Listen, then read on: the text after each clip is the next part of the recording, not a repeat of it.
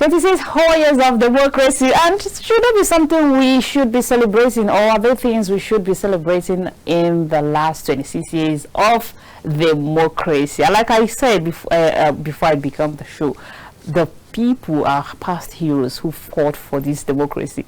Whenever they are now and seeing all that is happening, watching all that is happening, especially in the political space particularly, would they be proud to say, oh, this is the country we fought for, we are proud of the democracy we fought for? Well, now I'll leave my guest to answer that. And joining me this evening is Fasil Sanusi Ibrahim. He is a social justice critic. He joins me live in the studio. It's a pleasure to have you, and will I say happy democracy? Yes, it's my pleasure to be here too. Welcome. Thank you for coming. It's a pleasure having you. It's my pleasure. Give me an overall view or analysis what you make out of the past 26 years of Nigerian democracy. Well, first and foremost, I would say I would thank God for life. Right. We thank God for the country, Nigeria, and we thank God for the leaders that have served and the leaders that have are deceased. But in my own opinion, the $1 million question is this really a democracy?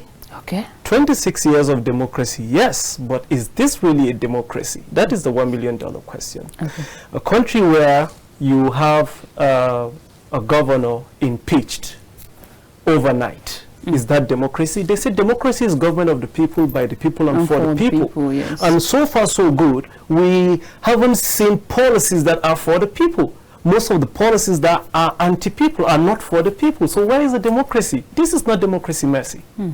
That's the honest truth. So do you think past heroes, like I said, who fought for this democracy, do you think they will be proud seeing all that is playing out? No, now? they won't be proud.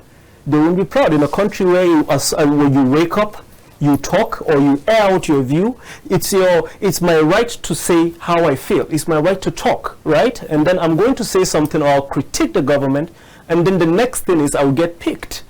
Is that democracy? There is no freedom of speech. So how are these past leaders going to be happy? Well, these past leaders know that it was through voicing out that they were able to achieve the democracy of the day. And then today, you're not allowed to voice out. And then look at the country, we're all rigmaroling towards a one-party system. So where is democracy here?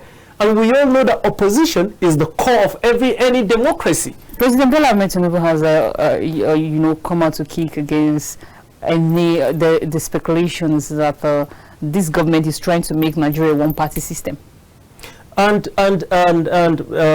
President Bola Ahmed Tinubu, the Commander-in-Chief of the Armed Forces, yesterday said that it is his pleasure seeing the opposition in disarray. He said that. I didn't make up these words. He is the person that said that. So how come he's saying that he doesn't have anything to do with the opposition or defections? Like it's open. We are seeing it. It is undemocratic to come out and say you like seeing the opposition in disarray. That is to say, even if the opposition are unaliving themselves, it's your pleasure. You as a leader of a country, you're not just a leader to APC, you're a father to all Nigerians. So if there's something irrespective of party, thank you very much, Mercy. Irrespective of political party, irrespective of religion, tribe, or anything. And at the end of the day, if our father, His Excellency the President, is happy to see the opposition in disarray, then how about we the people? The opposition are also a group of elites. How about us, the common citizens? What are we going to do or say? The usual in the Democracy Day parade that is usually done is not done. This year, what happened? Instead, he addressed the joint session of the National Assembly. And the joint session of the National Assembly don't even make up 1% of the Nigeria's population. We're all used to going to that Eagle Square, see the president, and all that. And all of a sudden, we are not getting that from the president. And then he went to address a joint session. And then the legislators that are supposed to be the individuals checkmating what is happening in the executive are now praise singers. So how do you expect something to change in the country? This is not democracy. Are you among the people who would call this 10th assembly a rubber stamp. I hear a lot of people say, refer to them as rubber stamp. Well, I will not be part of the individuals that are going to call them a rubber stamp assembly, but just like I said, you can see they're praising the president. It's more like an assembly hall of a college or a tertiary institution that, you know, when the SUG president comes in, you do a luta and say this person is in here, and these are the individuals that are supposed to be checkmating His Excellency the President of this country, checkmating laws, checkmating the budgets. Now they are singing praises. What do you expect from this group of individuals? I'm saying the truth. So that is it, Mercy. Well, since the 1999 democracy, do you think, or is there a more significant milestone that has been achieved since then? I mean, since 1999, is there something that we can hold on to and say, oh, this is a milestone that has been achieved since democracy? What is the milestone? We had 16 years of PDP, another years of APC, and we are still up in another years of APC. I'm going to tell you that the 16 years of PDP, right, Nigerians were complaining. The 8 years... People will argue that Nigerians have always complained. That is it. The 8 years of APC, Nigerians are complaining. This is just 2 years of another APC government. Nigerians are complaining. So I know that a typical human mind, you cannot, you know, like give them all what they want, right? But then, if you look at it, what is there to write home about our democracy? That is a $1 million question, Mercy. What is there to write home about? There are other countries that are proud of their democracy because they're enjoying the dividends of democracy.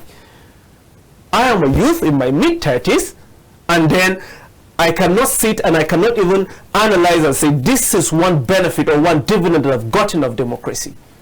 And I'm not going to say that I'm illiterate, that's why I'm seated here. So that's to tell you that I've put myself in a place whereby I can get these opportunities, right? But I cannot get these opportunities because of the type of country we're in. And we are clamoring for, you know, it's a democratic system in which is for the people, by the people, and the people are not represented. So there's nothing to write home about the democracy. That's why when you asked me the first question, I said, we thank God for life. We thank God for life. At least life is the most important. But then, as a nation, we hope to prosper. Yes. We should work towards prospering. Well, viewers, at this point, let's remind you that our phone lines are now open for you to call in to join the conversation. I mean, we're still in the spirit of celebration, celebrating Nigeria at our 26 years after democracy. So, we thank God for life. Let me borrow my guest.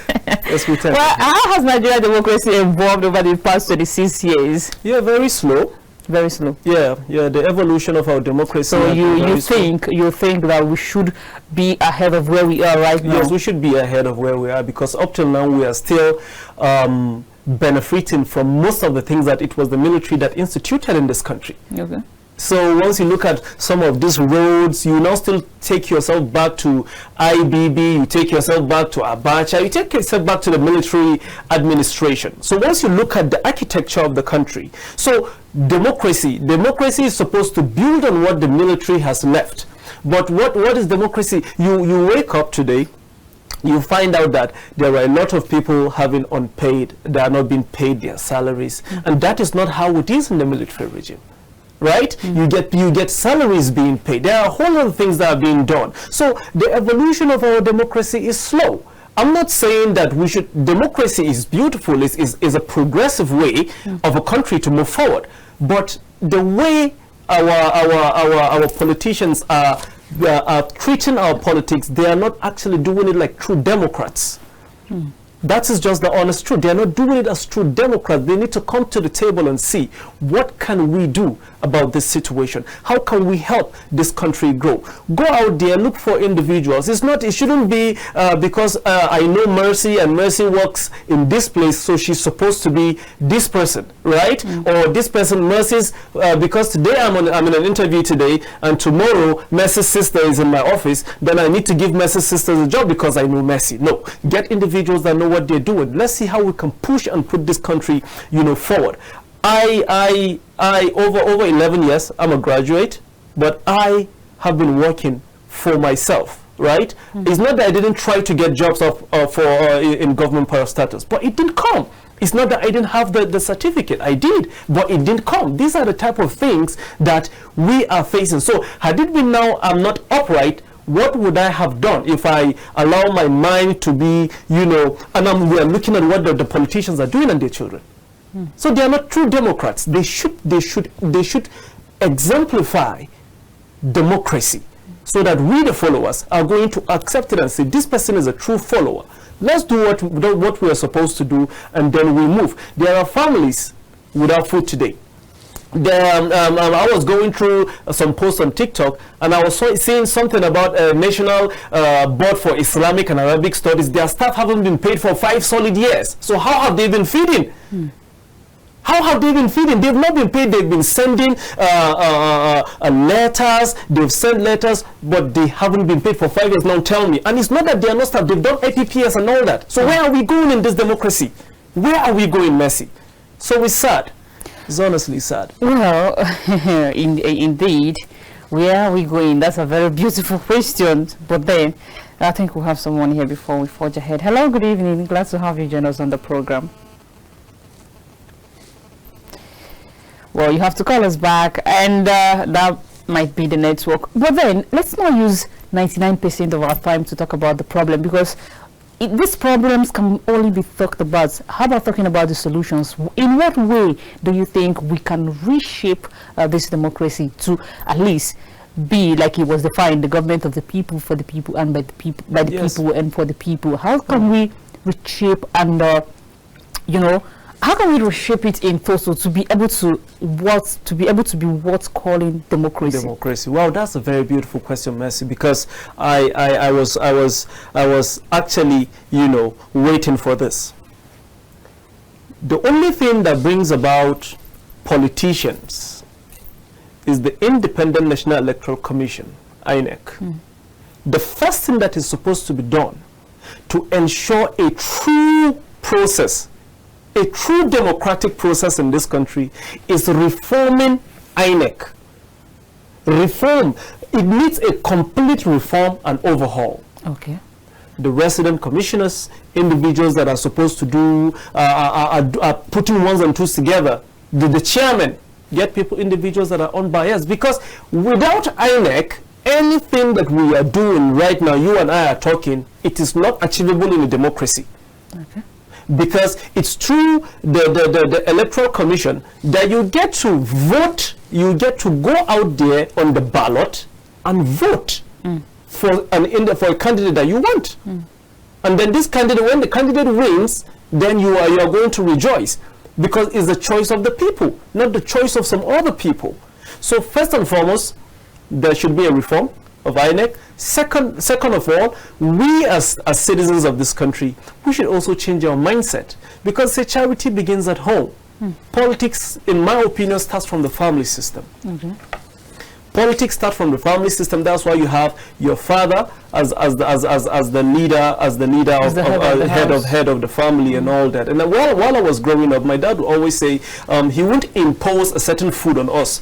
My dad would say, you guys should come, let's think about what we can eat as a family. He wouldn't say, because I am a northern man, you must eat tuwo and me and kuka today. No, he would say, what would you guys want to eat? And then when we say, Dad, you're the head of the family, he said, no, but your opinion matters. So now, once you look at that in all ramification, that is politics from the family system. So we as individuals in this country, Nigerians, we should know that there is a huge chunk of work to do at home. Fix the family system, fix the society. Let's be progressively minded. We should not see these leaders as individuals that are totally, let's say, because one person did this to you, then you now stereotype every leader. I am very sure that there are leaders that are good in this country right now and they are occupying offices. So let's change our mindset towards that, and let's look at Nigeria on a much more positive way and pray for the betterment of the country.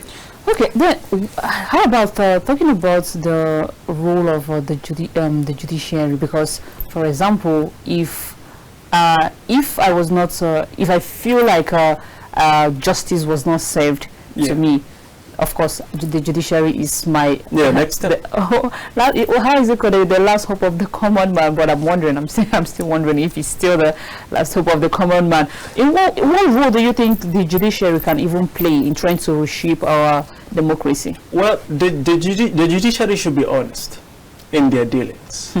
They call themselves ministers in the temple of justice. You are ministers in the temple of justice, then you should be honest in your judgments. Do you think they've been honest so far? They haven't been honest in their judgments. I know Nigerians that are looking at me right now know that there are so many people that have gone to the court of law, competent court of law, and then they didn't get what is right for them. So which means that's to tell there are loopholes in the Nigerian judiciary. And that's why I said this, I think the last time I came here, that we always say it's three arm of government, but it's one. Because the executive is meddling in the legislative arm of government and the judiciary. So the all arms of government should be independent. All arms of government should be independent, and you're going to see how the country should go. So the executive should allow the judiciary to be independent. The executive should allow the legislative arm of government to be independent, and you're going to see how the country would go, Mercy. But then I'm thinking the possibility of reforming INEC and overhaul, because I remember clearly just about last week I spoke with a popular content creator, Peter Cow or something. Okay. So who has embarked on 30 days electoral reform challenge? Yeah. And up until when I spoke with him last week, he hasn't, like he said, he hasn't received any feedback or any response so far. Even before now, the past leaders, Olusegun Obasanjo is a reference, who have spoken about reforming and sanitizing INEC. But over time, even in the House, right now there's a bill for that, but it seems like it's being swept under the carpet. So do you think that is the possibility of reforming INEC? Okay, all right. The only thing that is going to make the INEC reform not to be possible is if the people in charge, or the people in place that are supposed to enact the reform, have something to hide, or have something clandestine, or have something they want to achieve with INEC not being reformed. So if you want good governance, you know that there are loopholes in INEC that needs to be fixed. So what you're going to do as an honest Democrat is to fix it. I saw what Peter is doing. I've watched his videos. There was a day he posted a video, and I think Tunde Edna posted it, and then people said, they said, mention individuals that you think are going to, make this, possible. And a lot of people mentioned me under that particular Instagram post. But then, when I looked at it, he's trying, he's making moves. Exactly. But the problem is the individuals that are going to accept and change this are not willing to. It's only when they are willing to that is when we can get the reform. So for now, I'm going to leave it as an open-ended. It can happen and it cannot happen. Anyone can work. But then, what do you make out of the bill, though, which didn't scale through, that was sponsored about mandatory voting? Before you take that, please let's hear from this caller. Hello, good evening. Glad to have you join us on the program. Good evening. How are you? Very well, thank you. I am Ahmad Bello, calling you from Bauchi.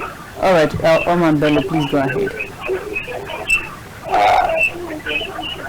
Yes, I have just watched you, and I see the topic that you are discussing is the of democracy in Nigeria. Yes. So actually, there are a lot of developments regarding to what is actually happening in the country. Okay. But in terms of challenges, there are a lot of challenges. So this time around, there is no good education. Hi, are you there? Hello? Yes, I'm with you. Okay, please, we are listening.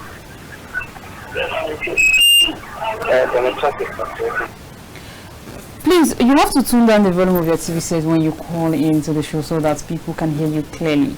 Okay, right. I asked. Yes. I think I said the former leaders, Olusegun Obasanjo, have also made that emphasis. Yes. But then it looks like a lot of, okay, I was asking the mandatory voting.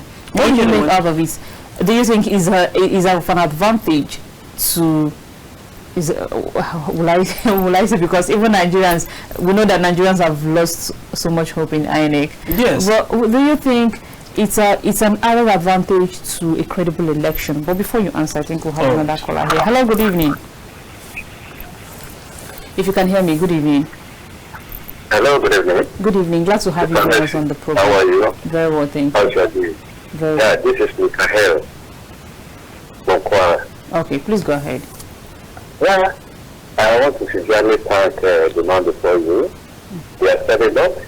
Okay. There are small pertinent things that we must take cognizance of. There's nothing wrong with our institution. Okay. What we're supposed to pay particular attention to is how to reset our mind. Okay. Our mind will play a significant role in many organizations that we set up. If we don't have a change of attitude to our institution, we can never make it. Okay. So there's nothing wrong with INEC, although there may be some innovations. If the political gladiators are playing the game as it's supposed to play, I don't think there's anything wrong with INEC. Okay. And also, there's every reason for us to thank God, as we have said earlier. Yes, because you are alive. The gentleman, your honor is there. He's looking fine. He's looking radiant. He's educated. So that is the attribute of a democracy. So thank you and God bless you. Thank you very much. God bless you too, and thank you for calling into the show. We really appreciate your time. So then, do you think there's an added advantage to a credible election? Well, you know, enforcing people to vote. I'm telling you, we are at a point in this country where if you enforce people to vote and you even put a penalty, some people will still not vote. Okay. You know why? Because all hopes have been lost completely in the electoral system of the country. Do you know that there are Nigerians that would rather pay a fine than go and vote? Really? Yes. So well then, how do we vote in the supposed leaders and vote out there is a decay. Okay, somewhere. Of course, there is a decay in the electoral system. So, and this decay, it is what is reflecting right now. And then Nigerians, for 26 years, there has been voting. We have been voting for 26. There has been a democracy for 26 years. And for every single time, there are fingers pointing at the Electoral Commission. After every single election, there are fingers pointing at the Electoral Commission. So, you know, in these years, people have lost hope. The first 8 years, people lost hope. 6 years, lost hope. 8 years, lost hope. And that is it. All right, we have someone here. Hello, good evening, and glad to have you join us on the program. Good evening. Please, could you speak up? Good evening. Your name and where you're calling us from? My name is Abdul Rashid. I'm calling you from Katsina State. All right. Glad to have you on the program. Please go ahead. You know, when we were little, we called the leaders of tomorrow. But that's an interesting one. Leaders of tomorrow. Nigerians are even asking, are we still leaders of tomorrow? Yes, please. Yes, please. It's really well. It's really well with Nigeria. Okay, let's forge ahead. What would you consider as the key achievement? Is there something that we've actually achieved, and the failure, the key achievement and the key failure you think that have threatened the democracy? Give me a moment before you take that question. No problem. Hello, good evening. hello, good evening. how are you? Very well, thank you. Yeah, you calling us from what's your name? I'm from Bauchi. All right, please go ahead. I am from Bauchi. All right, glad to have you join us on the show. Please go ahead. I have just understand the topic of discussion and reflection, which is at the future under Tinubu's administration, right? Yes. Yes, there are a lot of, let me talk on the challenges. All right. On challenges, let us look at the economic challenges. Okay. Under these economic challenges, there are a lot of problems like inflation and cost of living. The removal of food still leads to increased inflation, reduce economic welfare, and a higher cost of living. Okay. Are you with me? Of course, I'm with you. Please go ahead. Okay, if we look at also about currency volatility, that is unification of the Naira exchange rate resulted in the currency volatility with the Naira depreciation by over 50% if you look at it. And we have problems like unemployed and poverty. A lot of people are not being employed, and people of the country are suffering from poverty actually. Let me conclude by saying something on the security challenges. Okay. Up to now there are a lot of problems related to Boko Haram and the ISWAP and the rest of other problems. Exactly. So that is what I want to say. I am Bella Dangaji, an ordinary classroom teacher from Bauchi. All right. Thank you very much for calling in.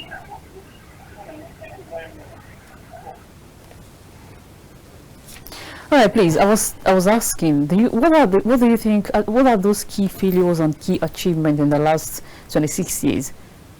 Well,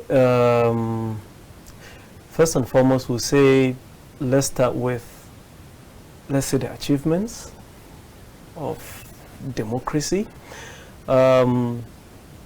If not, in recent times, there was freedom of speech.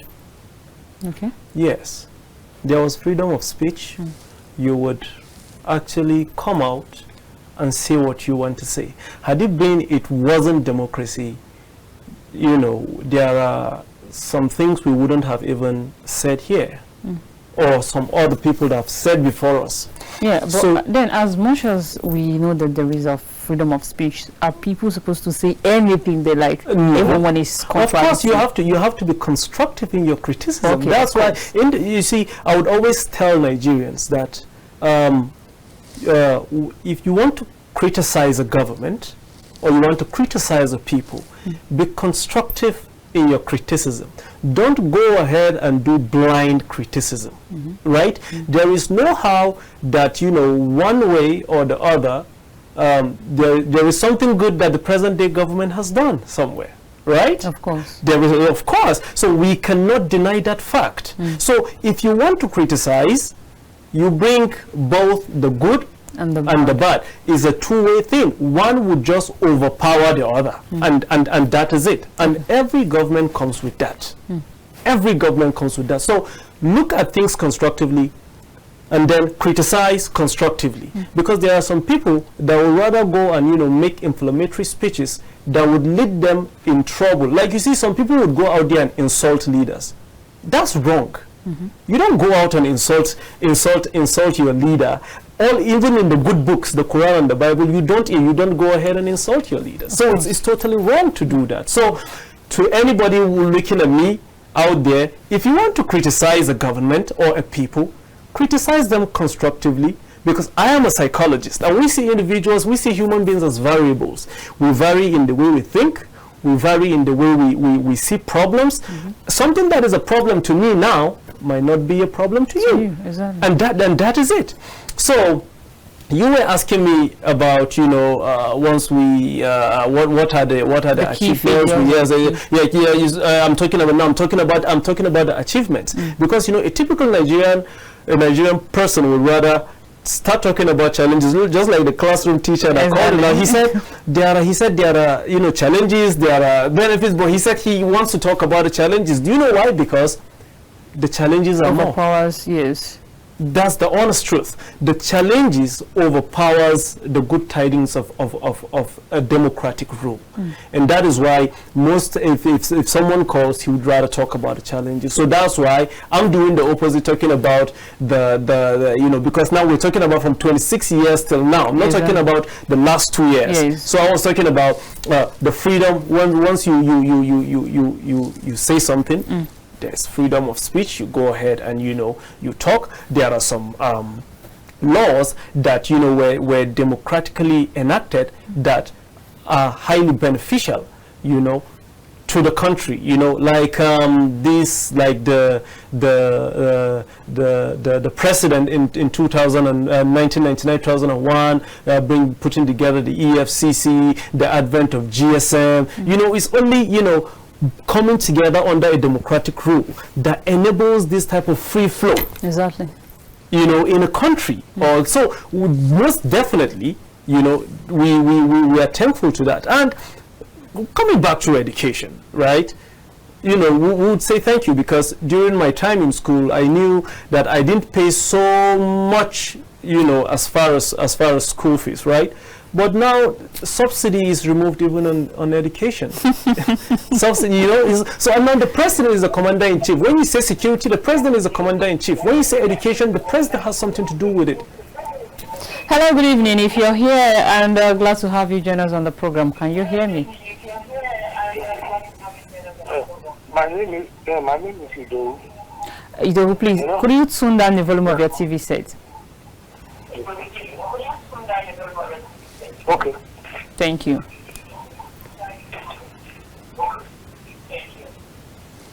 All right, please go ahead. Okay.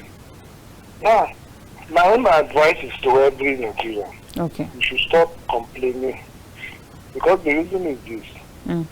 For individual families, you have about 4 or 5 wives.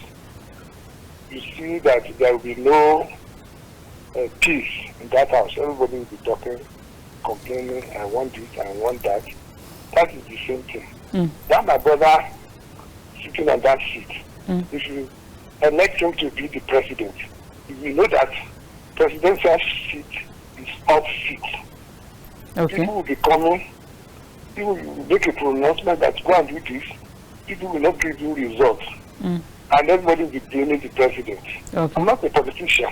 Of course. And I'm not interested in politics. All right. But for me, this country, we are doing well. Let's take first. Sorry. How well exactly? Presently. And our leaders can cause it. But then, they want to make. Did you hear me? War. They will just cause a problem between the neighboring country, and we'll be in war. Secondly, we are saying we are hungry. I don't pray for people to be eating on dustbin. If you can be hard working, not be lazy type, you will find food on your table. Okay. Especially if you have creativity, you will find food on your table. I'm within Lagos State. Okay. What I'm trying to see is that there is an opportunity in Nigeria. All right. Very well. A friend of mine was trying to travel out. I told him, if you go to Canada, can you buy land and build house? He said no. But in Nigeria, you can buy land, build house of your choice, and nobody will trouble you. In terms of insecurity, we know criminals among us, but the law didn't allow us to say this man is a criminal, he's doing like this, because they tell you, give us the evidence. Okay. And from that evidence, at the end of the day, the criminal we are attacking.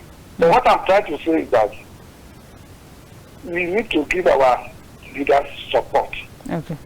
If you complain about Mr. President, can't we try this? If they don't do it, they have reason for not doing it. Let me give you an example. If you want to do a road in your state, your leaders in your state who are not politicians will be asking, before you do the road, you want to collect 10 million. And it's not part of the cost of doing the road. At the end of the road, if they give them the 10 million, the contractor give them the 10 million, the road will not be done. and they will be complaining that the government didn't do anything. I remember when they want to do this Niger Delta bridge, the second bridge. They are asking for 1 billion. People don't know, and those people will collect the 1 billion.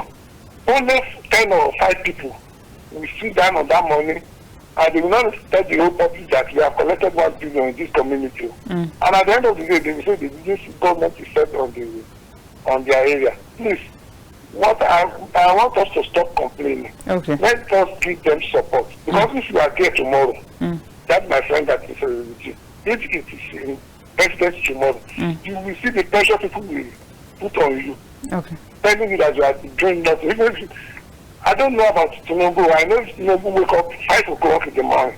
He can't sleep till 12 o'clock. Those people calling for meeting. Those people calling for we need help. Please, you have to round up your thoughts to enable others join the conversation. God will help this country. Amen. And we will be there very soon as quickly as possible. Amen. Thank you very much for your contribution. Okay. You're saying something before that caller? Yes, but you know, he made a statement about he doesn't believe that you know, you would be hungry and you will not have something to eat. He said if you are hardworking. No, that is a very, very wrong perspective. In this country, the level of hardship in this country has gone beyond your hard work and knowledge. There are a lot of people that are hardworking. There are a lot of people that they have their handwork, but now they are lacking patronage. Why? Because the system, the inflation is too high. It's not conducive. Do you know how many businesses have folded up? So it's not about hard work. I disagree with that particular step. Go ahead. All right. Hello, good evening. Glad to have you join us on the program. Hello, good evening. Good evening. My name is Kojo. I'm calling from Oyo State. All right, please go ahead. Okay. With all due respect, in respect to the last caller, talking about Nigerians, I'm wondering which other support does our government actually need again, apart from everything we've been giving them. Okay. We're giving them everything, actually, in my own perspective. I stand to be corrected. But we're giving them everything. We come out with still votes, even though they do what they still want at the end of the whole thing. And Nigerians youth are not lazy. Look at you, they are youth, you're not lazy. Look at the man as our guest. I hear you, the guest. I greet you, guest. You're doing well. We are not lazy. We are ready to work. But what is on ground? What are they giving us? That aside, actually, 26 years of democracy in Nigeria for me, it's just been. There's been a lot of shortcomings, but for me, the few achievement I would say is that there are more political awareness now. People know more about politics now. You reach there, we talk about politics, and that is one achievement for me. And sustainable democratic institutions, even with all their flaws. We still have sustainable democratic institutions, and also the rise of youth political consciousness. We talk about the NTAS thing, you remember, even though it's the way it went, but that's one, those are kind of achievements for me. And shortcomings, a lot of shortcomings, hello, can you hear me? I can hear you. Oh, okay. Talking about the shortcomings, yes, we can talk about the endemic corruption, which is eating us. And for me, I think allies are more dominant in this, politics of the thing. They should find a way to make it less, attractive for allies. Okay. So there are people who will come up and be ready to work, not for the money they collect there and things like that. So for me, electoral violence and voter apathy is also another shortcoming for me. And I think weak democratic accountability, abuse of power, insecurity. I can go on and on and on, but I think I should just stop there. I'm actually enjoying your show. Thank you so much. Thank you very much for calling in. Once again. Thank you very much, and have yourself a wonderful evening. Would you want to react to what he said? Because I love when he was catching your attention. Of course, he was really, really catching my attention because he was just hitting the nail on the button, honestly, and the man, I was actually attending to the question. You can pick the call, but I'll attend. Go ahead. All right. Good evening. Glad to have you join us on the program. Your name and where you're calling us from? From where? I'm not calling from Kaduna precisely. Okay, please go ahead. Kaduna. Okay, please go ahead. Okay, yeah, we regard the last, the call for the last one. Please tune down the volume of your TV set so we could hear you clearly. Okay, I've done that. All right, thank you very much. Now? Yes, please. I think that man is living in a different Nigeria. Okay. Man, I said we should not talk about the government. We should not talk about the government. Okay. What does government exist for? Okay. Government exists for the policy and the secretary of the city. And nobody is saying the president should put on our table. Just create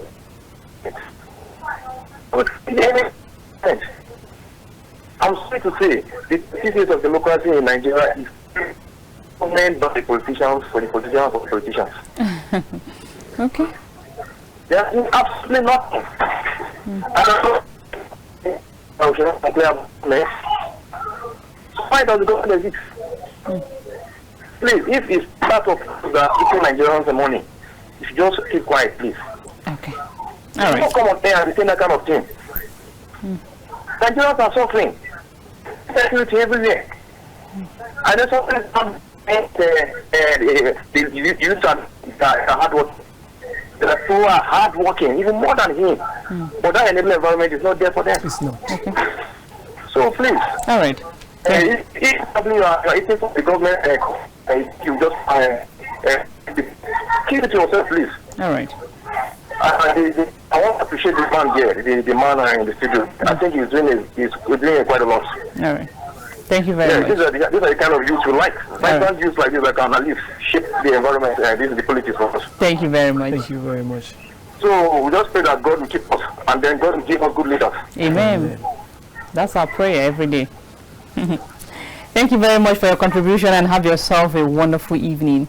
Yes, you see, so it all boils down to the first caller, you know. So first and foremost, you know, it's actually not really nice to say the youths are not hardworking and all that. Like, the youths are hardworking, business are crumbling, the economy is not actually favoring anybody. There's a hostile environment. It's a hostile environment for youth, for businesses to thrive. So you cannot say that. And talking about, you know, he was talking about supporting the leaders.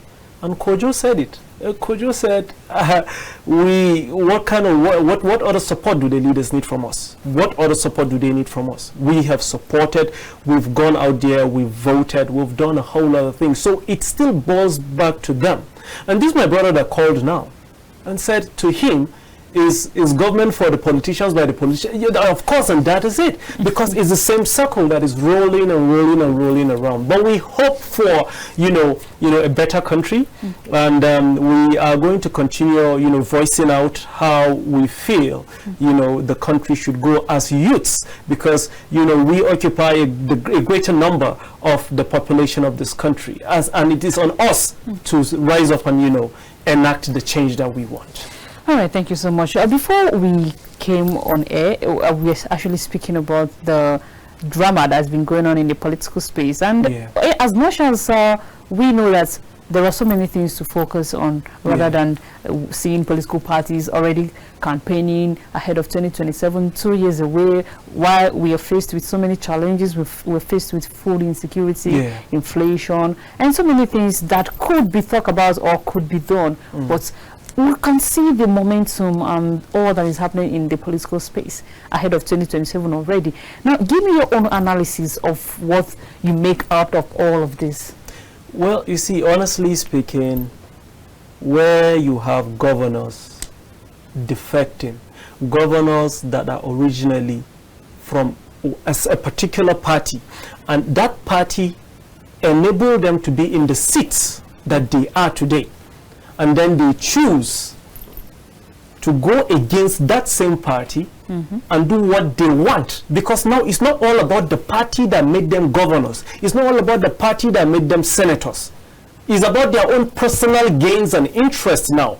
And that is why they are changing. That's why they decide to just wake up and then, what a friend of mine was saying, that seems like there is a law, but I'm not sure that there is supposed to be a law.